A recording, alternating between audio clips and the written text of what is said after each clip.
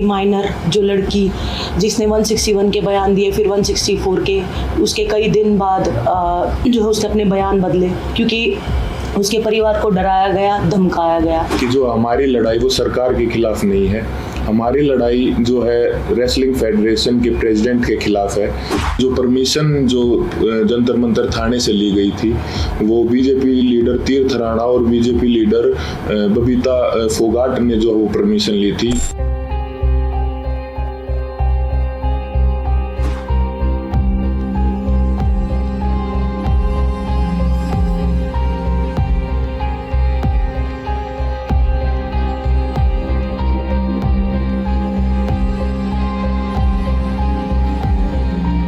सबसे पहला जो आरोप हमारे ऊपर लगा था कि हमारा ये जो आंदोलन है वो राजनीति से प्रेरित है। कांग्रेस लीडर दीपेंद्र हुड्डा ने हमारे को इस आंदोलन के लिए उकसाया है। आप सबको पता है कि सबसे पहले जो हम प्रोटेस्ट पे आए थे जंतर मंतर पे, वो जनवरी में आए थे और उस प्रोटेस्ट की जो परमिशन है वो बीजेपी के ही दो लीडर्स ने ली थी। प्रोटेस्ट की जो परमिशन जो जंतर मंतर थाने से ली गई थी वो बीजेपी लीडर तीर्थ राणा और बीजेपी लीडर बबीता फोगाट ने जो वो परमिशन ली थी। तो ये कैसे हो सकता है कि ये आंदोलन जो है वो कांग्रेस ने करवाया? गारंटी के साथ बोल सकते हैं कि 90% 90% जो कुश्ती से जुड़े लोग हैं, चाहे वो पहलवान हो या कुश्ती से जुड़े हमारे कोचेस हों, उन सबको जो है ये पता था कि 10-12 साल से जो इस तरह की छेड़छाड़ जो महिलाओं के साथ जो है हो रही है या उन किसी और कुछ लोगों ने देखा भी था, जिसका प्रूफ मीडिया में कुछ कोचेज ने दिया है। कई लोग जो है इसके खिलाफ आवाज उठाना भी चाहते थे, लेकिन हमारी जो रेसलिंग कम्युनिटी है उसमें एकता की कमी थी। अगर किसी ने जो सिंगल अगर ये आवाज़ उठाने का फैसला भी किया तो वो बात जो है रेसलिंग जो है फेडरेशन के प्रेसिडेंट तक पहुंच जाती थी और उस आदमी के कैरियर में दिक्कत आना स्टार्ट हो जाती थी। लगातार और बार बार हमने सभी को बताया है कि जो हमारी लड़ाई वो सरकार के खिलाफ नहीं है।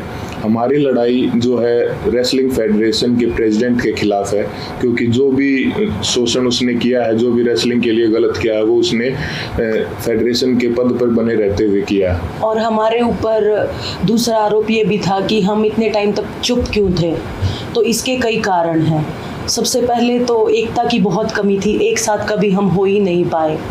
और इसका दूसरा कारण तो आप समझ ही सकते हैं कि माइनर जो लड़की जिसने 161 के बयान दिए, फिर 164 के, उसके कई दिन बाद जो है उसने अपने बयान बदले क्योंकि उसके परिवार को डराया गया, धमकाया गया।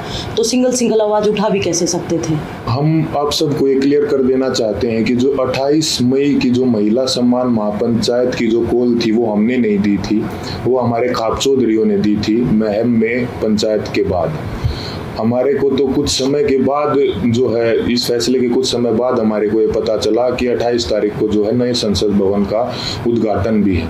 फिर भी जो है हमने हमारे बड़े बुजुर्गों के आदेश का जो है पालन किया, जिसके परिणाम स्वरूप जो है हमारे को इस तरीके से बर्बरतापूर्वक घसीटा गया रोड पे। सारे मेडल्स गंगा जी में विसर्जित करने का फैसला लिया क्योंकि हमें वो अपने सारे मेडल्स बेमानी नजर आ रहे थे। लेकिन फिर हरिद्वार में भी हम सब इस तंत्र की साजिश का शिकार हो गए। जैसे ही हम हरिद्वार में अपने मेडल बहाने पहुंचे तो तंत्र से जुड़ा एक आदमी बजरंग का हाथ पकड़ के साइड में ले गया और उससे पता नहीं कितने नेताओं की बात करवाई कि आप रुको, आपके बारे में मीटिंग चल रही है और आपको न्याय भी मिल जाएगा, आप बस 7 बजे तक रुको। और कैसे भी करके जो है 7 बजे तक बजरंग को जो है रोक के रखा और एग्जैक्ट 7 बजे तंत्र से जुड़े और भी इसी तंत्र से जुड़े लोग पता नहीं कितनी संख्या में वहाँ पर पहुँच जाते हैं और वहाँ पे जो व्यवस्था इस तरह की बन जाती है कि अगर उसके बाद हम मेडल बांटे जाते तो वहाँ पे हिंसा भी हो जाती। आंदोलनकारी नहीं है ना, हमें एक्सपीरियंस है, हमने जो पूरी जिंदगी कुश्ती करी है ना, सोशल लाइफ भी नहीं जिए। तो कई बार इस तरह के जो माहौल क्रिएट होते हैं वो नहीं समझ में आते।